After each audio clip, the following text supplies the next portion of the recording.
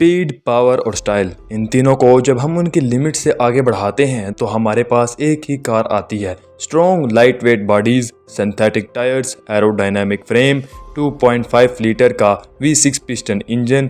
इस गाड़ी की आवाज़ सुनकर ही हम इसकी पावर का एहसास कर सकते हैं। 1946 में पहली बार बनाई गई F1 कार कहने को तो ये ज़मीन पे चलती है, पर किसी फाइटर जेट से कम नहीं। इसकी पावर और रफ्तार की हद को ब्रेक कर पाना किसी दूसरी कार के बस में नहीं है, और होगा भी कैसे। इसमें इस्तेमाल होने वाली टेक्नोलॉजी एक फाइटर जेट के एरोडायनेमिक से कम नहीं है।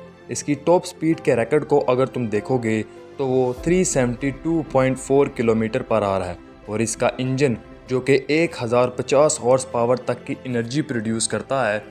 और अगर आप बचपन में इसके टॉय वर्जन के साथ खेलते थे तो आपने ये ज़रूर सोचा होगा कि बड़े होकर मैं ये कार ज़रूर ख़रीदूँगा। बट इस कार का इंजन ही सिर्फ 82 करोड़ का आता है। अगर इसका कंपैरिजन किया जाए तो ये अमाउंट एक प्राइवेट जेट के इंजन से भी काफ़ी ज़्यादा है।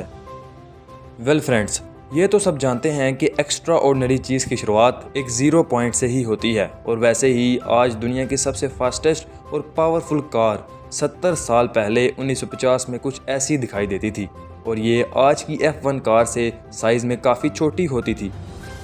और इसका डिज़ाइन भी नहायत ही सिंपल था, पतले पतले टायर्स और किसी ट्यूब जैसी बॉडी की तरह थी।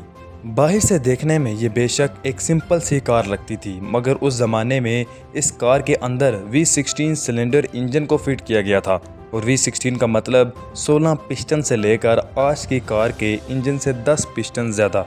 मगर इसके बावजूद इसकी टॉप स्पीड 294 किलोमीटर पर आ रही थी। अब ये इतनी भी कम स्पीड नहीं है, मगर आज की 372 किलोमीटर पर आवर की स्पीड के रिकॉर्ड के सामने ये पानी कम चाय लगती है। अगर हम वेट की बात करें, आज की F1 कार से इसका 35 kg तक वेट कम था। अब F1 कार्स कंपनी को इस मुकाम को हासिल करना इतना भी आसान नहीं था, और सस्ता तो बिल्कुल भी नहीं। F1 कार्स की बनावट जितनी ही बेहतरीन होती है उतनी ही महंगी भी, और यहाँ पर हमें एक ऐसी चीज़ देखने को मिलती है जिसकी वजह से इसकी कॉस्ट इतनी ज़्यादा हो जाती है। एक्चुअली में F1 कार्स का मेन गोल होता है अपने कंपटीटर्स को बीट करना और रेस को विन करना, और F1 कंपनीज हमेशा इस इंजन में इम्प्रूवमेंट करती रहती है। इवन के कार पहले से अच्छा रिस्पॉन्स दे रही है, मगर कंपनीज फिर भी इसमें इम्प्रूवमेंट करती रहती है, और इससे होता यह है कि F1 कार का रेट दिन ब दिन आसमान तक पहुंच जाता है। अगर हम सिर्फ एक F1 कार की कॉस्ट को देखें तो वो ऑलमोस्ट 10 to 20 मिलियन डॉलर तक पड़ती है, मतलब 162 करोड़ रुपीज़।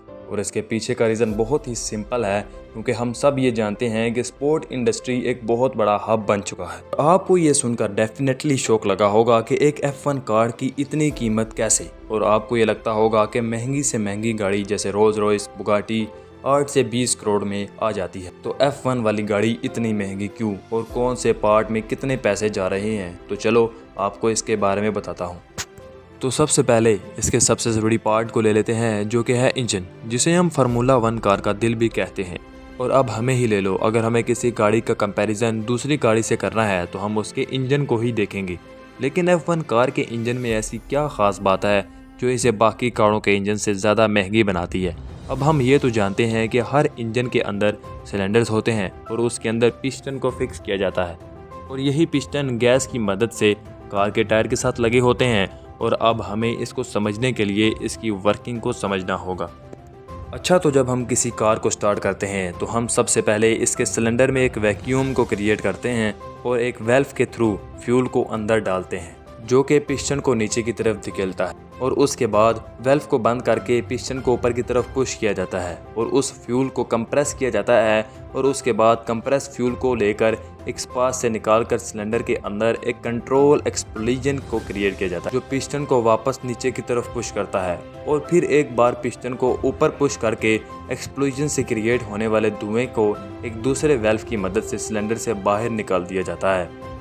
तो ऐसे होता है एक इंजन के अंदर का फ्यूल साइकिल कंप्लीट, और पिस्टन की इसी अप एंड डाउन मोशन की वजह से कार का व्हील मूव करता है। और एक नॉर्मल कार का पिस्टन 1 सेकंड में 100 बार ऊपर नीचे होता है, और पिस्टन में गैस प्रोड्यूस होती है, और इसीलिए कार के इंजन को थोड़ी थोड़ी देर बाद रिपेयर करना चाहिए। तो अभी आप ये सोच रहे होंगे कि स्ट्रक्चर भी काफ़ी हद तक दोनों का सेम है, तो कास्ट में इतना फ़र्क कैसे। इसका सारा क्रेडिट कंपनीज़ को जाता है, क्योंकि कंपनीज़ हमेशा इस इंजन को अपग्रेड करने में लगी होती हैं, जैसा कि पिस्टन के अप एंड डाउन मोशन से फ्रिक्शन पैदा होती है और ख़ास तौर पर F1 कार्स का इंजन जो कि कार को 0 से 100 स्पीड सिर्फ 2.9 सेकंड में ले जाता है और इसी की वजह से कार का पिस्टन जल्दी ख़राब हो जाता है।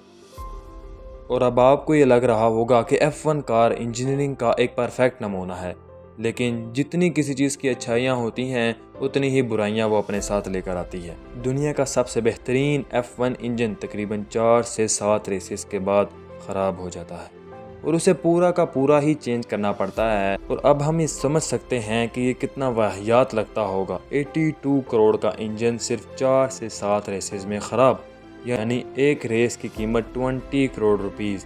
और इसके पीछे का मेन रीज़न है हाई स्ट्रेस, क्योंकि F1 कार की जो पावर होती है वो उसके पिस्टन की मूविंग पर ज़्यादा असर डालती है। इसी वजह से F1 कार के इंजन में एक्सट्रीम स्ट्रेस पैदा होता है।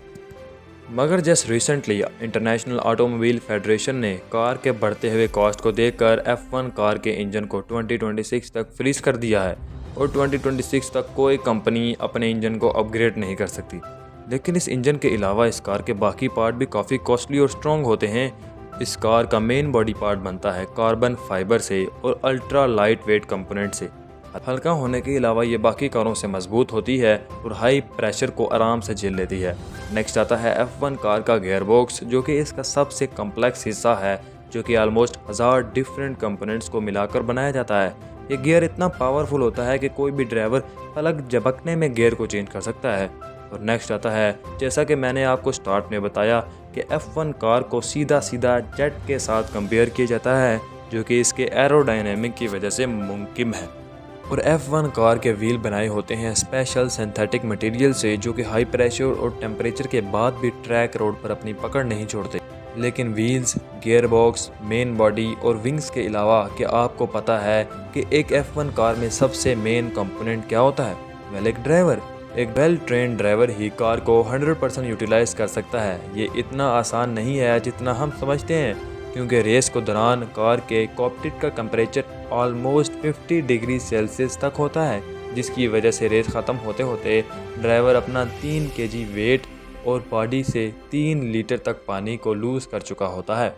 इसके बाद हाई स्पीड और मैक्सिमम टर्न्स की वजह से ड्राइवर को 4 to 6 G फोर्स, यानी एक नॉर्मल ग्रेविटी से 6 गुना ज़्यादा फोर्स सहना पड़ता है।